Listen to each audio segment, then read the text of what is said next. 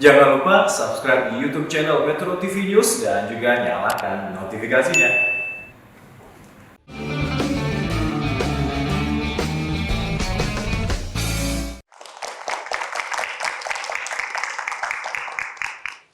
Ya, kita lanjutkan cerita di Singapura ya, karena menurut saya ini justru menunjukkan kekuatan cinta dan cinta yang menyembuhkan tadi. Karena cinta kan mengalami pencangkokan tulang sumsum ya, Iya, bone marrow transplantasi ya. Iya, betul. Nah, apa sebenarnya yang dilakukan dokter terhadap cinta? Jadi sebetulnya karena jenis leukemianya yang aku divonis itu Termasuk langka ya? Iya, Philadelphia kromosom itu termasuk langka gitu. Jadi cara yang paling tepat ya atau efektif pada saat itu adalah maksudnya dengan melakukan bone marrow transplant itu gitu. Jadi kebetulan Apa itu? Jadi plasma darah aku digantikan dengan plasma darah donor gitu. Okay. Sehingga nanti plasma darah yang baru bisa mengeluarkan, maksudnya menjadi pabrik darah yang baru yang lebih sehat gitu. Oke. Tapi ya proses untuk transplant itu nggak semudah itu gitu loh. Jadi harus mencari donor yang paling tepat untuk menjadi donor plasma ini gitu. Berapa lama cari pendonor? Sebetulnya yang paling efektif sebetulnya adalah dari siblings atau dari kakak adik Saudara-saudara, Dan ya. kebetulan aku punya 3 adik yang pada saat itu juga ada di Singapura, tapi 2 tuh sebetulnya lagi kuliah di luar gitu. Tapi saat itu ada di sana menemani gitu kan. Jadi mereka bisa ikut tes juga gitu. Jadi mereka 3-tiganya dites nih. Dan alhamdulillah semuanya 100% match gitu. Dan itu sebetulnya bisa dibilang jarang terjadi gitu. Biasanya kakak adik pun gitu, biasanya hanya 75% lah kecocokannya gitu. Jadi sekarang ya tinggal dipilih aja di antara 3 itu siapa yang menjadi pendonornya. Akhirnya pendonornya adalah adik aku yang paling kecil gitu. Baik, ini proses 1,5 tahun. Termasuk tadi dampak dari pengobatan, akhirnya rambut rontok ya. Iya. Berapa kali rambut rontok jadi gundul seperti itu? Itu sebetulnya pengobatan Cycle pertama ya? Iya, cycle pertama kimo tuh udah langsung itu udah 2 minggu setelah kimo yang pertama itu udah mulai rontok gitu. Dan rontoknya tuh bukan yang rontok yang cuma 1 helai 2 helai gitu, tapi kayak Langsung brek. iya pegang rambut aja tuh langsung zet jatuh gitu. Terus sampai di tempat tidur tuh udah isinya rambut gitu kan. Sampai akhirnya kayak aku bilang ke Aza kan, aku kayak nggak kuat deh kalau kayak gini, maksudnya risih kan. Jadi rambutnya pada jatuh semua gitu. Bilang aku kayak mau botak aja, langsung dibotakin aja gitu. Terus ya udah akhirnya Aza yang botakin. Terus saya tiba-tiba pada saat itu dia botakin aku, terus ternyata dia di belakang juga cukur rambut sendiri gitu. Terus pas aku nengok, loh kok jadi botak juga dia. Ada 2 orang botak. Iya, ada 2 orang botak gitu. Kenapa kamu lakukan itu, Asa?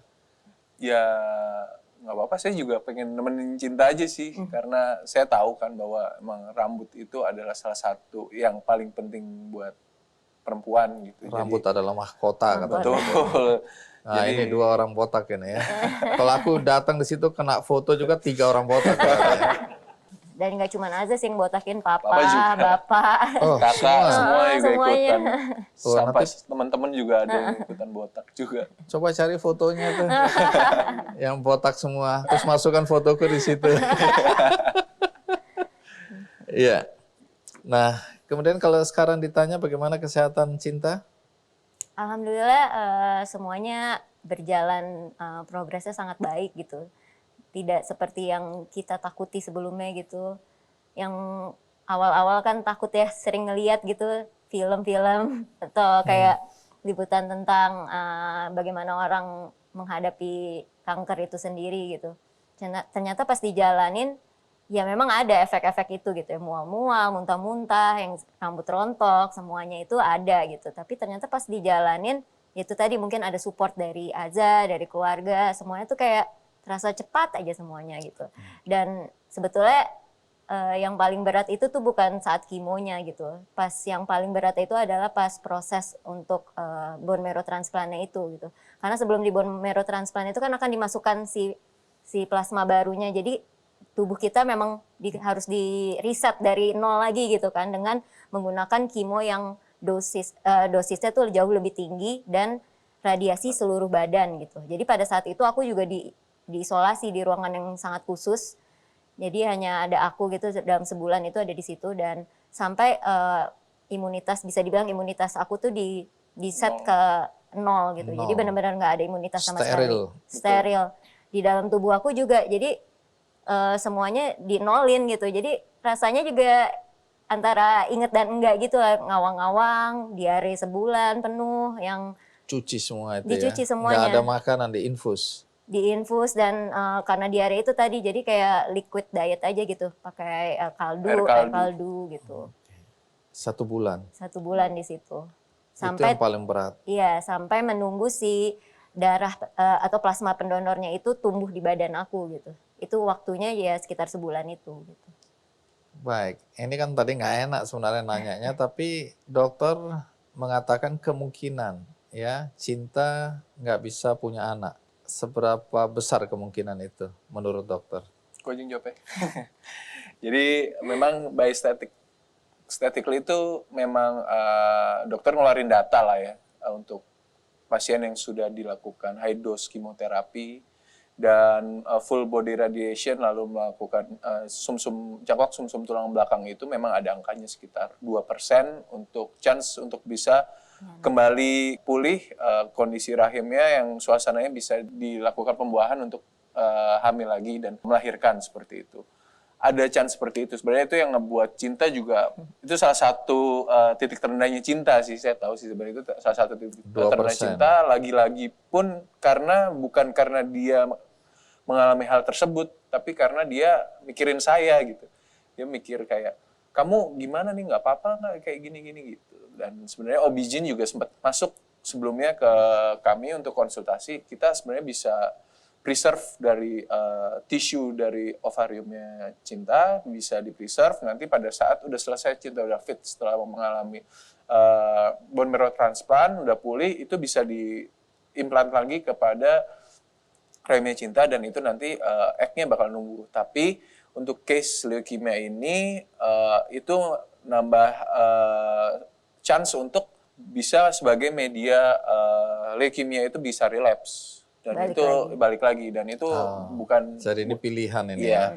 Balik lagi ke prioritas, skala prioritas yang pertama cinta sembuh untuk selamanya, berarti itu udah nggak masuk perhitungan kami gitu ke depannya. Bukan pilihan. Bukan pilihan sama karena sekali. Ada risiko gitu. Kambuh lagi. Ya setelah apa yang cinta lakuin dan saya witness gitu, saya nggak mau ngelihat cinta seperti itu lagi, udah cukup gitu. Karena memang saya cuma bisa ngelihat dia perjuangannya seperti apa itu memang berat sekali dan sebisa mungkin ya tidak mengalami hal yang sama. Baik, jadi secara mental kalian sudah mempersiapkan diri juga ya? Ya itu sangat, ya tadi Azza bilang momen yang paling berat juga sih. Jadi itu sempet yang kayak aku bilang ke Azza juga ke mama papa gitu, kayaknya aku nggak mau transplant deh kalau kayak gini gitu kan.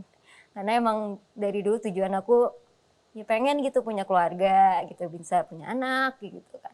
Terus tapi lagi-lagi mereka menguatkan lagi gitu kan, katanya kalau misalnya kamu sakit terus siapa yang mau ngurus anak ya, maksudnya kita harus pikir reasonable juga gitu. Yang penting kamu sehat dulu, nanti kalau rezeki juga pasti dikasih gitu. Sampai ibu mertuaku juga ngomong kayak gitu. Udah nggak apa-apa nggak usah mikirin. Maksudnya aku juga bilang kan ke Azza gitu. Ya maaf kalau jadi kayak gini gitu, aku juga nggak tahu nih sampai kayak gini gitu kan, kayak ke ibu bapak juga. Terus mereka juga bilang, ya anak lagi-lagi kan titipan dari Allah gitu. Jadi kalau misalnya emang Allah mau kasih, pasti ada jalannya. Walaupun kok. 2% ya. Iya, pasti ada jalannya gitu. Iya, karena kalau ada 2% kemungkinan itu, kenapa kita harus ngeliat yang 98%-nya itu kan sebetulnya. Jadi ya positif aja lah, apapun yang nanti ke depannya ya, selama ada cinta, ya aku bakal ngejalanin sama dia gitu. Jadi ya chance buat ngelakuin hidup ke depannya lagi ya, aku tahu aku nggak sendiri dan cinta juga tahu dia nggak sendiri gitu. Apapun. Oke, kita berikan aplaus dulu dong untuk jawabannya. Aku minta maaf karena menanyakan hal ini, tapi jawaban kalian menjadi penting. Kenapa? Banyak pasangan yang menjadikan persoalan seperti ini alasan untuk berpisah. Padahal kalian melihat dari perspektif yang berbeda. Jadi mudah-mudahan ini salah satu juga perspektif yang harus dilihat oleh pasangan-pasangan yang mungkin punya persoalan yang sama dan memutuskan hendak berpisah. mudah-mudahan ini bukan alasan yang cukup kuat bagi mereka untuk mengakhiri hubungan percintaan yang harusnya semakin kokoh, semakin kuat ketika datang persoalan ya. Terima kasih untuk mau berbagi, maafkan aku bertanya hal yang mungkin tidak nyaman untuk didengar. Ya. Jadi Cinta sekarang bekerja. Apa kegiatan sehari-hari? Sekarang mengajar TK. Mengajar TK. Oke, kenapa milih profesi ini? Karena sebetulnya ini passion aku banget dari dulu gitu. Jadi dulu saat kuliah gitu pernah part time menjadi guru TK juga pas sekolah di luar. Karena emang dari dulu seneng ngajar gitu dan suka sama anak kecil gitu kan. Jadi emang passionnya di situ. Ini terakhir boleh dijawab bareng, boleh juga satu-satu terserah. Apa pelajaran hidup yang paling penting setelah kalian dalam usia yang masih muda melalui masa-masa sulit ya dalam kehidupan dan perkawinan? Ya tentu hari ini aku lihat bahagia. Tapi pelajaran penting apa yang kalian dapatkan dari situasi dan kondisi yang terjadi? Kamu dulu.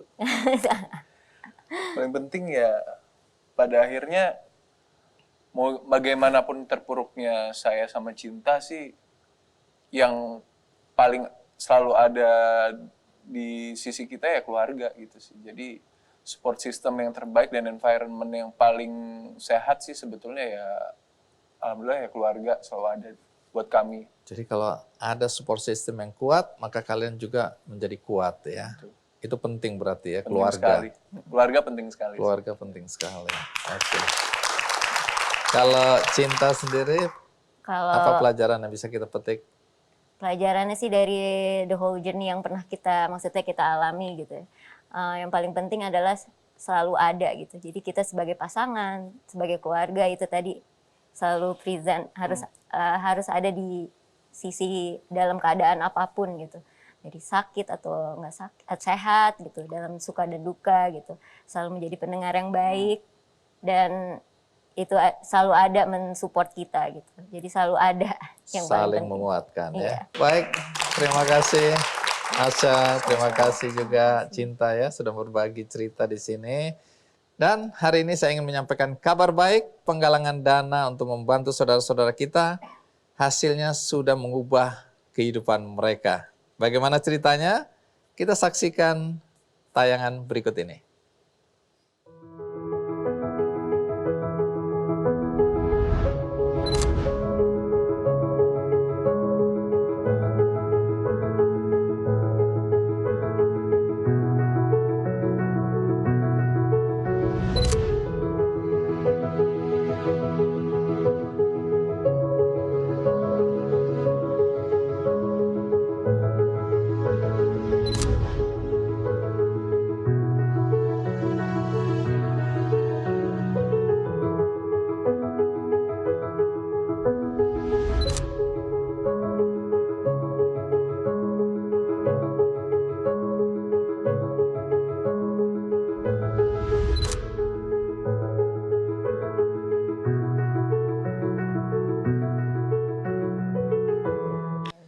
Oke, aku juga mau berbuat baik untuk penonton, yaitu berbagi buku. Bagi Anda yang tertarik untuk mendapatkan buku ini, caranya mudah, ikut kuisnya di Twitter, Facebook, dan Instagram Kick Andy Show.